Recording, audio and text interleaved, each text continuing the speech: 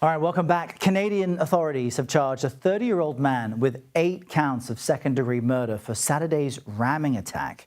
Police say the suspect drove a car into a crowd of people celebrating during a Filipino street festival in Vancouver. The attack killed at least 11 people, which is just jarring. CBS News correspondent Elise Preston is in Vancouver for us and covering all of this. Elise, the way you described it to me this morning earlier was just jarring. I'm wondering how people are coping and what we're learning about the suspect.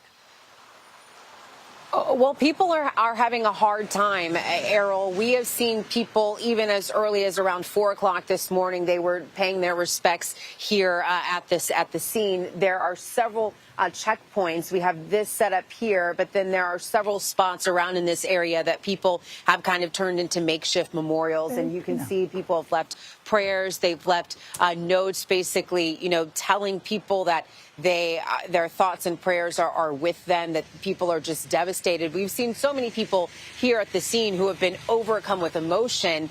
We went to them, we were talking to them, and they were not necessarily here. They're just in so much grief and so much mourning. So many people have just been struck by this tragedy, and it is really affecting the entire community. Of course, this happened at a festival that was celebrating Filipino culture and heritage, and there were a lot of families and friends out here, but so many people outside of that Filipino community are also just stricken with grief. We're in the middle of this residential neighborhood. There are a bunch of businesses. This is a neighborhood school, and so many people, say that it could have happened to them. They could have been there. People might have been at the festival, and then they left about an hour before this happened. So people are not doing well with this. There's a larger effort here right now, Errol, this morning to gather some type of community support resources for people who are just overcome with everything that has happened.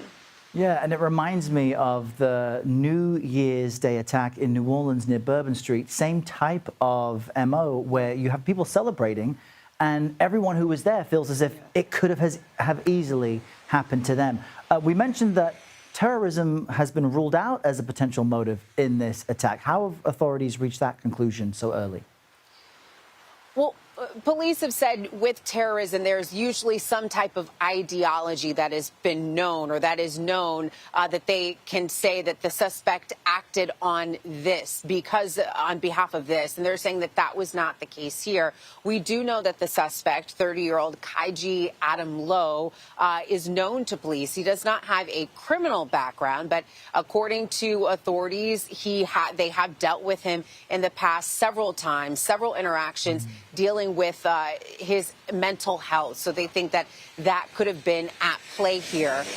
And people, they're saying like this was just so unprecedented. So it does not feel like that this was a terrorist attack, according to authorities and according to people who were impacted in the community. All right, Elise Preston with all the latest for us out of Vancouver. Elise, thank you for that. Appreciate it.